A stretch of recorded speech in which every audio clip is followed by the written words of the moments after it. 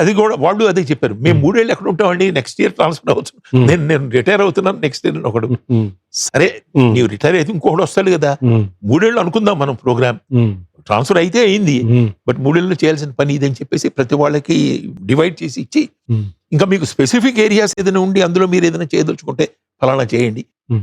Agricultural debt రుణం ఎంత ఉండేదంటే ఆ జిల్లాలో, చాలా ట్రైబల్ ఏరియాస్ అవటం వల్ల చాలా హీనమైన బతుకండి వాళ్ళది. ఈ money lenders, private money lenders చాలా మంది ఉండేవాళ్ళు. ఉండి ఏ వస్తువు అయితే ఆ వస్తువు తాకట్టు పెట్టుకుని వాళ్ళకి మళ్ళీ ఇచ్చేది లేదు తిరిగి.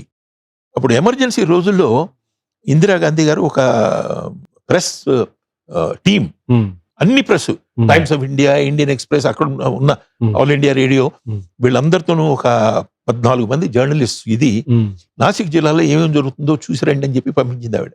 పంపిస్తే వీళ్ళందరినీ ఒక మనీ లెండర్ దగ్గరికి తీసుకెళ్తే 5-6 గోడౌన్స్ ఉన్నాయి అతని కంప్లీట్ గాను. ఇంట్లో వండుకునే వస్తువులు కాడించి, నగల కాడించి, వాచ్లు కాడించి, మీరు చెప్పండి 5 గోడౌన్స్ అనమాట, పెద్ద పెద్ద గోడౌన్స్, అన్ని కూడా ట్రైబల్స్ దగ్గర తీసుకున్నది. అది కొన్ని 10 ఏళ్ల క్రితం 15 ఏళ్ల క్రితం తీసుకున్నాయి.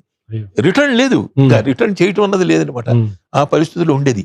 అది కూడా అది ఎలా రిటర్న్ చేయటం, వీళ్ళకి అగ్రికల్చరల్ డెట్ రిలీఫ్ ఎలా ఇవ్వటం అని చెప్పేసి చాలా ఇది చేశాను.